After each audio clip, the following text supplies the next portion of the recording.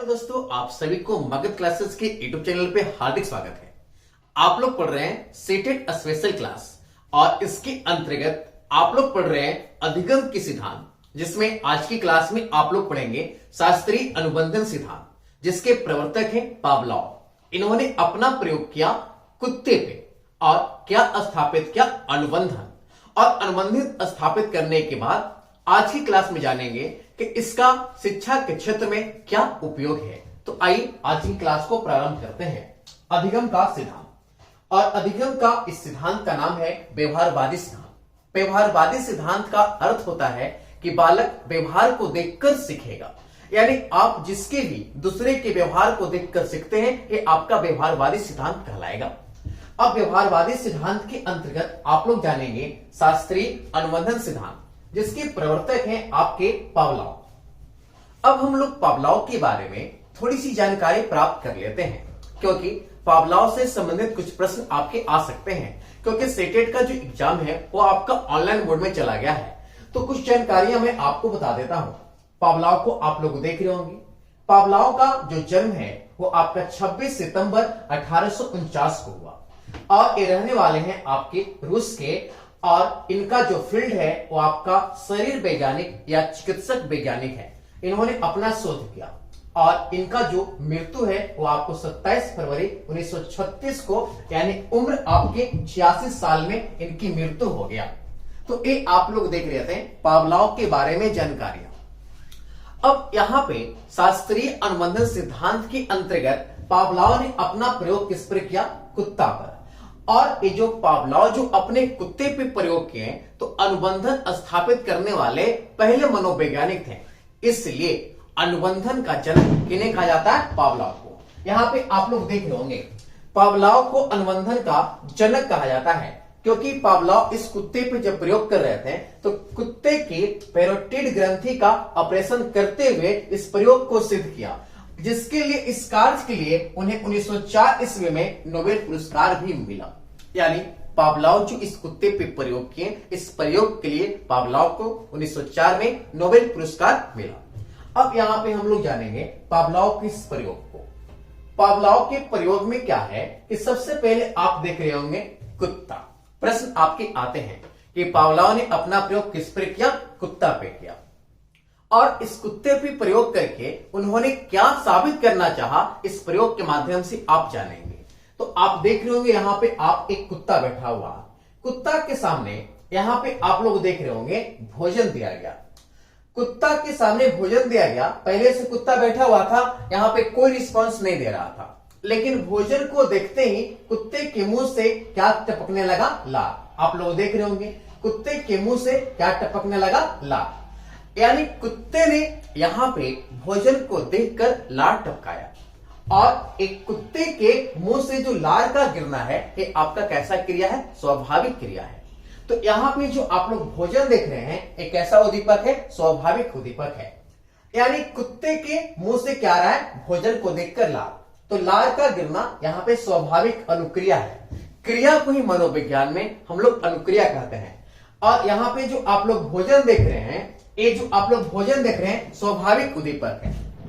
उद्दीपक का मतलब होता है लक्ष्य, यानी जिसको देखकर आपके मन में क्या हलचल होने लगे, उसको उद्दीपन कहते हैं। और जिसको देखकर आपको प्रोत्साहन मिलता है कि आप एक कर सकते हैं, उसको हम लोग उद्दीपक कहते हैं। यानी आपका जो भी लक्ष्य है वो आपके लिए क्या है? उद्दीपक है। यानी आप लोग यहाँ पे बात को समझ गए होंगे कि भोजन को देखकर लार आना कैसा क्रिया है? स्वाभाविक क्रिया या सहज क्रिया भी आप कह सकते हैं। और भोजन कैसा उद्दीपक है? स्वाभाविक उद्दीपक। उद्दीपक को हम लोग बोलते हैं स्टिमुलस, है ना, और अनुक्रिया को बोलते हैं इंग्लिश में रिस्पॉन्स। अब यहाँ इसके बाद हम लोग इस प्रयोग को देखते हैं। यानी सबसे पहले कुत्ते ने क्या किया कि भोजन को देखकर कुत्ते के मुंह से क्या आया? लार। अब देखेंगे आप लोग अब क्या हुआ। बस प्रयोग को आप लोग देखेंगे, मजा आ जाएगा। अब इसके बाद क्या हुआ कि वही कुत्ता है जो कुत्ता भोजन को देखकर लार टपकाया था। अब इस कुत्ते के सामने घंटी बजाया गया। क्या बजाया गया? घंटी। अब आप लोग बताइए कि क्या इस कुत्ते के सामने घंटी बजाया गया तो क्या लार गिरेगा? लार गिरेगा? लार गिरेगा? आपका जवाब होगा नहीं, बिल्कुल नहीं। देख रहे होंगे यहाँ पे कटा हुआ है। यानी जब कुत्ता के सामने ये जब घंटी बजाया जाएगा तो कुत्ते के मुंह से लार नहीं गिरेगा। आप लोग करें, नहीं गिरेगा। अब आप लोग इस प्रयोग को ध्यान से देखिएगा, यहीं पे आपको प्रयोग में मजा आ जाएगा। अब इसके बाद क्या होगा कि ये जो घंटी है ना, ये आपका कैसा उद्दीपक है? अस्वाभाविक उद्दीपक है, इसलिए यहां पे अस्वाभाविक क्रिया हुआ कि मुंह से लार नहीं गिरा। अब इसके बाद हम लोग समझेंगे, अब वही कुत्ता है जो आपका कोई प्रतिक्रिया नहीं कर रहा है। पहले रिस्पांस दे रहा था, लार जो गिर रहा था रिस्पांस था, लेकिन यहां पे लार नहीं गिर रहा है। अब इसके बाद आप लोग समझेंगे, इसके बाद फिर से इस कुत्ता को लाया गया और यहां पे इस घंटी को बजाया गया।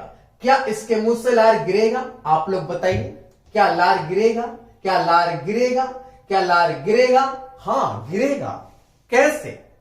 अब आपके मन में सवाल आ रहा होगा कि सर अभी तो आपने बोला कि घंटी बजने से लार नहीं गिरेगा और आप वहां पे काट दिए थे, और अभी बोल रहे हैं यहां पे घंटी बजने से लार गिरेगा। तो एक कैसे पॉसिबल है? तो जी बिल्कुल एक पॉसिबल है। तो एक कैसे पॉसिबल है? तो अब जानिए, एक पॉसिबल है अनुबंधन से। एक कैसे पॉसिबल है? अनुबंधन से। यानी घंटी बजने के बाद भी यदि लार गिर जाए तो एक क्या हो जाएगा? अनुबंधन। यहां पे पावलोव के प्रयोग में मुख्य शब्द है अनुबंधन। अनुबंधन को आपको समझना है। अब आपको मैं अनुबंधन को समझा रहा हूं, आप समझेंगे अनुबंधन मतलब क्या? आदत। अब इस प्रयोग को आगे की ओर देखेंगे। अब क्या हुआ इस प्रयोग में, अब यहां पे वही कुत्ता है, आप लोग देख रहे होंगे, जिस कुत्ता को भोजन को देखकर लार आया था और घंटी बजाने पर इसके मुंह से लार नहीं आया था, वही कुत्ता आपके सामने प्रत्यक्ष रूप से यहां पे दिखाया गया है। अब इस कुत्ते के सामने क्या होता है कि घंटी और तत्पश्चात भोजन, पहले घंटी बजाया जाता है और तत्पश्चात भोजन दिया जाता है। तो घंटी से तो कुत्ते के कोई रिस्पॉन्स नहीं देगा, लेकिन भोजन देखेगा तो कुत्ते के मुंह से क्या आ जाएगा? लार आ जाएगा। क्या आ जाएगा? लार। अब इस प्रक्रिया को बार बार दोहराया जा रहा है। यहां पे बात को समझिएगा, पहले घंटी भोजन, घंटी भोजन, घंटी भोजन, और कुत्ता के मुंह से क्या गिरा? लार। आप लोग देख रहे होंगे, यानी पहले घंटी बजाया जा रहा है, फिर भोजन, और कुत्ते के मुंह से क्या गिर रहा है? लार। आप लोग देख रहे होंगे, यानी पहले घंटी भोजन, घंटी भोजन, इस प्रक्रिया को बार बार दोहराया गया, बार बार दोहराया गया इस प्रक्रिया को। तो कुत्ते ने क्या समझ लिया? कुत्ते ने क्या समझ लिया कि ये जो घंटी है ना, जब बजेगा ना तो हमें भोजन मिलेगा। यानी यहां पे इस प्रोसेस को आप लोग समझिए कि घंटी बजा, भोजन दिया, घंटी बजा, भोजन दिया, घंटी बजा, भोजन बजा, यानी इस प्रक्रिया को बार बार दोहराए। तो कुत्ते के मस्तिष्क में फिट हो गया कि घंटी बजेगा ना तो मुझे भोजन मिलेगा। बात समझ गए? अब यानी घंटी और भोजन के बीच यहां पे क्या स्थापित हो गया? तो आप लोग बताइए, तो घंटी और भोजन के बीच स्थापित क्या हो गया? अनुबंधन। क्या स्थापित हो गया? अनुबंधन। अनुबंधन मतलब कुत्ता आदी हो गया, या कुत्ता को आदत हो गया कि घंटी बजेगा तो हमें भोजन मिलेगा। आप लोग समझ रहे होंगे, यानी घंटी भोजन, घंटी भोजन बार बार प्रस्तुत किया गया, तो घंटी और यहां पे भोजन के बीच क्या हो गया? अनुबंधन। अब जब अनुबंधन हो गया यहां पे, तो अब आप लोग जानेंगे अनुबंधन हो जाने के बाद, ध्यान से देखिएगा, पहले क्या था कि भोजन देखा तो कुत्ता ने रिस्पॉन्स दिया, घंटी बजा, कोई रिस्पॉन्स नहीं दिया, उसके बाद घंटी अब भोजन एक साथ प्रस्तुत किया गया तो कुत्ता ने रिस्पॉन्स दिया। अब क्या होगा? अनुबंधन हो गया है, यानी कुत्ता ऐसा सोच रहा है कि घंटी बजेगा और मेरे मुंह से लार गिरेगा, है ना? यानी घंटी बजेगा और मेरे मुंह में भोजन आएगा। कुत्ता ये सोच रखा है क्योंकि अनुबंधन हो गया है। अब अनुबंधन हो जाने के बाद यही कुत्ता आपके सामने आया, और एक कुत्ता आया तो क्या बजाया गया? केवल घंटी। आप लोग देख रहे होंगे, केवल घंटी दिया गया और कुत्ते के मुंह से क्या आ गया? लार। आप लोग देख रहे होंगे यहां पे जो है ना, ये क्या गिर रहा है? लार है, जो आप लोग देख रहे हैं। यहां पे जो कुत्ता गिरा रहा है ये क्या है? लार। आप लोग देख रहे होंगे ये जो लार है ना, ये लार गिर रहा है, जबकि ये जो आपका घंटी है ना, एक कैसा उद्दीपक है? अस्वाभाविक उद्दीपक। पहले घंटी बजने से लार नहीं गिर रहा था, अब केवल घंटी बजने से क्या गिर रहा है? लार गिर रहा है। यानी ये जो घंटी बजने से ये जो लार गिर रहा है, ये आपका कैसा हो गया? क्रिया, अनुबंधित अनुक्रिया। पहले अनुबंधित नहीं था, कुत्ता नहीं समझ रहा था कि घंटी बजेगा तो भोजन मिलेगा, लेकिन घंटी भोजन को इतना बार प्रस्तुत किया गया कि अनुबंधन हो गया। इसलिए कुत्ते का यहाँ पे जो लार गिरना है ये आपका अनुबंधित अनुक्रिया है, और अनुबंधित अनुक्रिया को हम लोग क्या कहते हैं? अस्वाभाविक अनुक्रिया। अब यहाँ पे देखिए कंडीशनल रिस्पॉन्स, जिसको आप लोग शॉर्टकट में क्या कहते हैं? सीआर। अब आपका जो ये जो देख रहे हैं घंटी जो हो गया, ये आपका कैसा उद्दीपक हो गया? अस्वाभाविक उद्दीपक, और जिसको कहते हैं कंडीशनल स्टिमुलस। यानी ये आपका कंडीशनल स्टिमुलस है और एक कंडीशनल आपका रिस्पॉन्स है। यानी घंटी बजने के बाद कुत्ते के मुंह से लार गिर गया, पहले नहीं हो रहा था, अब लार गिरने लगा। तो ऐसा क्यों हुआ? अनुबंधन के कारण। और यहां पे पावलोव ने अपना प्रयोग क्या कर दिया? प्रमाण कर दिया कि कुत्ते ने घंटी बजने के बाद भी लार गिरा दिया। तो यही है आपका शास्त्रीय अनुबंधन सिद्धांत। अब यहां पे मैं आपको 2-3 बात समझा देता हूं, जिसको आप लोग ध्यान से सुनेंगे। भोजन कैसा था? स्वाभाविक उद्दीपक। स्वाभाविक उद्दीपक को देखकर कैसा क्रिया होता है? स्वाभाविक अनुक्रिया या क्रिया। घंटी कैसा है? अस्वाभाविक उद्दीपक। तो यहां पे आपका जो भोजन है, यहां पे जो देख रहे हैं कि लार गिर रहा है, तो एक कैसा अनुक्रिया होगा? तो आपका अस्वाभाविक अनुक्रिया होगा। अब अनुबंधन का मतलब समझ गए होंगे कि कुत्ता को आदत हो गया था कि घंटी बजेगा तो भोजन मिलेगा, और वही यहां पे हुआ। अब यहां पे अनुबंधन स्थापित हो गया। अब हम लोग जानेंगे इस प्रयोग का सारांश। आप लोग देख रहे होंगे शास्त्रीय अनुबंधन सिद्धांत, और इसी प्रयोग से इस सिद्धांत का नाम निकल कर आ रहा है अनुकूलित अनुक्रिया सिद्धांत। अनुकूलित अनुक्रिया क्यों? कि कुत्ते ने यहां पे अनुकूलन कर लिया था। अनुकूलन का अर्थ होता है वातावरण के अनुसार अपने आप को ढालना। यानी कुत्ते ने अनुकूलन में, वातावरण में बंधित हो गया था कि जब घंटी बजेगा तो मुझे भोजन मिलेगा। अब इस पूरे प्रयोग को देखिए जो आप पढ़ रहे हैं। यहां पे कुत्ते को पहली बार क्या परोसा गया है? आप लोग देखिए, कुत्ते को यहां पे पहली बार जब देखेंगे तो यहां पे कुत्ते को पहली बार क्या दिया गया है? आप लोग देखिए, तो कुत्ते को पहली बार दिया गया है भोजन। जब भोजन दिया गया है तो कुत्ते के मुंह से क्या गिरा है? लार। आप लोग देख रहे होंगे। ये भोजन कैसा उद्दीपक है बताइए आप लोग? तो कहिएगा सर स्वाभाविक उद्दीपक है। तो ये लार गिरना कैसा क्रिया है? तो आप कहे यहां पे स्वाभाविक क्रिया है। अब देखिए स्टेप 2, ये आपका स्टेप 1 है। अब आप लोग देखिए स्टेप 2। स्टेप 2 में क्या हुआ कि घंटी बजा, तो देखिए कुत्ता का मुंह यहां बंद है, कोई अनुक्रिया क्या है? कोई नहीं किया है, नो रिस्पॉन्स, कोई प्रतिक्रिया नहीं दिया है। अब देखिए यहां पे कंडीशन 3। कंडीशन 3 में क्या हुआ कि घंटी भी बजाया गया और भोजन भी दिया गया। पहले घंटी भोजन, घंटी भोजन, घंटी भोजन, घंटी भोजन, लगातार दिया गया घंटी भोजन, घंटी भोजन, घंटी भोजन। तो यहां पे क्या हो गया? अनुबंधन। तो अनुबंधन हो गया घंटी को देखकर नहीं, भोजन को देखकर, कि कुत्ता सोचा कि घंटी बजेगा तब मुझे भोजन मिलेगा। अब उसके बाद क्या हुआ कि केवल यहां पे क्या बजाया गया? घंटी। और देखिए कुत्ता के मुंह से क्या गिर रहा है? लार। आप लोग देख रहे होंगे, यानी कुत्ता के मुंह से यहां पे क्या गिर रहा है? लार। आप लोग देख रहे हैं ना, यहां क्या गिर रहा है? लार। तो ये आपके थे प्रयोग। तो इस प्रयोग से इस सिद्धांत के और भी नाम निकल कर आते हैं, जो मैं आपको बताऊंगा। जैसा कि यहां पे आप लोग देखिए कि जो क्रिया लार का गिरना, ध्यान से देखिए, जो क्रिया लार का गिरना पहले स्वाभाविक उद्दीपक, स्वाभाविक उद्दीपक कौन था? पहले भोजन। यानी लार का गिरना पहले भोजन को देखकर हो रहा था, वही क्रिया अब घंटी बजने से होने लगा। तो इसी को हम लोग कहते हैं अनुकूलित अनुक्रिया सिद्धांत। अब इसके बाद हम लोग जानेंगे कि इस प्रयोग से इस सिद्धांत का कुछ भी और नया नाम निकल कर आया, जो आपके सामने है। और क्या है? शास्त्रीय अनुबंधन सिद्धांत। शास्त्रीय को आप लोग प्राचीन अनुबंधन सिद्धांत भी कह सकते हैं। और अनुबंधन तो मैं बता दिया। जैसे मैं आपको एक और उदाहरण देता हूं अनुबंधन का।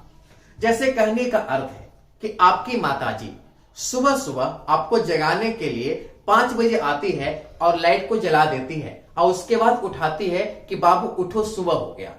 आप उठ जाते हैं। इसी प्रकार से आपकी माता, एग्जाम का टाइम है, माता को ज्यादा टेंशन, आपको टेंशन नहीं है। आपकी मम्मी आती है, सुबह 5 बजे उठाती है, लाइट जला देती है, उठ जाओ। इस प्रकार से 3-4 दिन आपकी माता जी की। अब 5वां दिन क्या हुआ कि आपका रूम खुला और मम्मी लाइट जलाई, अब बिना बोले आप उठ के बैठ गए। ये क्या हो गया? अनुबंधन, आदत हो गया। इसी को अनुबंधन कहते हैं। बात समझ रहे होंगे आप लोग अच्छी तरह से। इसलिए इसे कहते हैं क्या? अनुकूलित अनुक्रिया सिद्धांत या शास्त्रीय अनुबंधन सिद्धांत। मेरे पास उदाहरण बहुत है और उदाहरण देते हैं।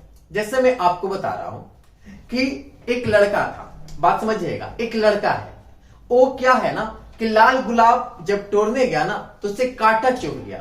तो अब जो भी लाल वस्तु देखे ना उसको देखकर वो डरने लगा। तो वहां पे क्या हो गया? अनुबंधन हो गया। उसे लगा ना कि हमें हाथ में कांटा चुभ जाएगा। बात को समझ रहे हैं? जैसे दिवाली का टाइम होता है, हमारे घर में ना जूता चप्पल जाते हैं तो गेट के बाहर खोल देते हैं और एक बॉक्स रखा होता है। दिवाली के टाइम में क्या होती है ना, माताएं लोग ना उस बॉक्स को हटा के उधर रख देती है। तो जब आप शाम में घर पे आते हैं ना तो वहीं पर चप्पल उतारने जाते हैं। तो एक क्या है? अनुबंधन है।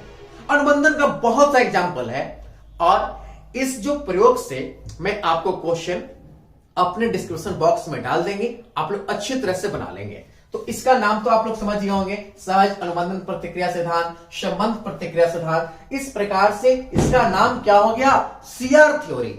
सी मतलब क्या हो गया? Conditional response theory. इसलिए इसको हमको लोग क्या कहते हैं? सीआर थ्योरी के नाम से भी हम लोग जानते हैं। तो इस प्रयोग को आप लोग समझ गए होंगे। अब इस प्रयोग के बाद हम लोग जानेंगे शास्त्रीय अनुबंधन सिद्धांत के कुछ नोट्स। पावलोव वास्तव में एक शरीर शास्त्री थे। मैंने आपको पहले भी बताया कि पावलोव वास्तव में एक शरीर शास्त्री थे और पावलोव अपने प्रयोग के आधार पे 2 अनुक्रिया में क्या किया? विभाजित किया। एक है आपका स्वाभाविक अनुक्रिया। स्वाभाविक कहने समझ रहे हैं ना? भोजन देख के लार गिरना, वो आपका जन्मजात होता है ना? भोजन को देख के लार गिरना कैसा होता है? जन्मजात होता है। जैसे आपको यहाँ पे एक उदाहरण दिया गया है कि कल्पना कीजिए कि आप खाना खाकर फ्री हुए हैं, तभी आप देखते हैं कि बगल के मेज पर मिठाई परोसी गई है। तो आपके पसंद है और या आपके मुंह में क्या आ जाएगा? पानी आ जाएगा। आप कितना भी खाना खा लिए हैं और आपको पसंद वाला चीज दे दिया गया तो मुंह से क्या आ जाएगा? पानी आ जाएगा। तो क्या मुंह में पानी आना ये वातावरण की उपज है? नहीं, ये आपका क्या? जन्मजात है। अब इसके बाद देखिए अस्वाभाविक अनुक्रिया। अस्वाभाविक क्या होता है कि जो आप वातावरण से अर्जित करते हैं उसी को कहते हैं हम लोग अस्वाभाविक अनुक्रिया। अब इसका एक उदाहरण देखिए। माँ जब अपनी बेटी राधिका को लाइट जलाकर सुबह 5 बजे उठाती थी और कहती थी कि बेटा उठो सुबह हो गई। रोजाना इसी तरह से जगाते जगाते एक दिन ऐसा आया ना कि उसकी बेटी लाइट जलाते ही उठने लगी। तो ये आपको क्या हो गया? अस्वाभाविक अनुक्रिया हो गया। यह वातावरण की उपज है। यानी हमारा कहने का मतलब है कि आप बालकों को पढ़ाने के लिए जैसा वातावरण तैयार करेंगे उसी वातावरण के अनुकूल बच्चे जो होंगे आगे बढ़ेंगे। हमारी बात को समझ रहे हैं? अब इसके बाद हम लोग बात करते हैं इस प्रयोग के शैक्षिक महत्व का। इस प्रयोग का शैक्षिक महत्व क्या था कि यहाँ पे कुत्ता क्या था? सावधान था। आप लोग समझ रहे होंगे, सावधान था। और इस प्रयोग में 2 सामग्री प्रस्तुत किया गया है। एक आपका भोजन प्रस्तुत किया गया है और एक आपका घंटी प्रस्तुत किया गया है। भोजन क्या है बताइए? दृश्य सामग्री है और घंटी क्या है? श्रव्य सामग्री है। अब इस प्रकार से मन में जो भी भ्रांतियां होता है, इस प्रयोग से मन की भ्रांतियां को भी दूर किया जाता है। तो आइए हम लोग शैक्षिक महत्व को पढ़ते हैं। यहाँ पे देखिए, विद्यार्थियों में आदतों का निर्माण, रुचियों, अभिरुचियों, अभिवृत्तियों आदि का समुचित क्या होता है? विकास होता है। अब उसको जानिए, प्राणी तभी सीखता है जब सतर्क रहता है। बिल्कुल, कुत्ता सतर्क था कि घंटी बजे और मुझे भोजन मिलेगा। अब इसके बाद यह सिद्धांत यांत्रिक तरीके से सीखने पर क्या देता है? बल देता है। इसके बजाय भाषाओं को सीखने तथा सिखाने के लिए विशेष उपयोग। बिल्कुल, बालक को भाषा सिखाने के लिए आपको आदत बनाना पड़ेगा, अनुबंधन स्थापित करना पड़ेगा। तो बालक जो होगा भाषा बहुत जल्दी सीख जाएगा। और इस सीटेट की एग्जामिनेशन में आपको आते ही क्वेश्चन ये भाषाओं को सीखने सिखाने के लिए कौन सा उपयोगी है। इसके बाद जाने शिक्षण में श्रव्य दृश्य, मैंने बता दिया। श्रव्य क्या हो गया? घंटी, और दृश्य क्या हो गया? आपका भोजन। बुरी आदत और अवांछित भय संबंधी मानसिक भ्रांतियां दूर करने में क्या होता है? सहायक होता है। पागल खानों में मन की भ्रांतियां, जैसे कुत्ता बिल्ली काट गया, अब शगुन होता है, अरे कुत्ता जानवर है, आप पार हो जाइए। 1 बार पार हुए, 2 बार पार हुए, फिर कुत्ता भी रास्ता काट देगा, आप चले भी जाएंगे तो कोई दिक्कत नहीं है।